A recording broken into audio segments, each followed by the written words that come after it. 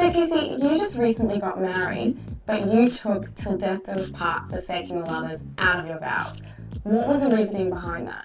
I just felt like it's too much pressure on marriage. There's no other time in our lives where we sign a contract that is forever and ever and ever. And I just felt like that was way too much pressure on two people. I think it's part of what makes marriages fall apart, and it just wasn't for us. And did you get any negative backlash from family or friends who questioned why you made that move? There wasn't any sort of negative backlash, but there was definitely a few raised eyebrows. But of course, on the day, nobody's focused on that stuff. It was still full of love and the intentions are still there. We just didn't promise forever. What do you then define as a successful marriage? I think it's love and trust and friendship and all of those things that we hear about making up a good relationship. But I think for us it was about communications. Putting the time and energy into working on the relationship being good now. So then what are some of the things that you and your husband now do to keep yourselves more mindful and present in the relationship today?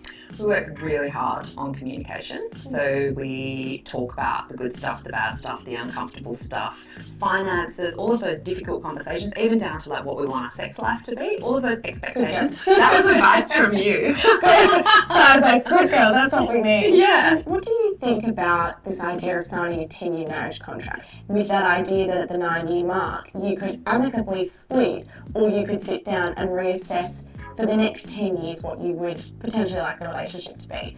Would that be something that you would have jumped at? Yeah, absolutely. I think that all of those things are really empowering. I think we need to remember that marriage doesn't have to be forever and ever anymore. And I think remembering that we're both going to change as individuals and therefore will definitely change as a couple. And so I think those checkpoints are absolutely critical rather than just crossing your fingers and hoping for the best. So then what advice do you have if there are people watching this that are engaged, thinking about getting engaged? What would you say to them in terms of them writing their own vows? I think make your own rules.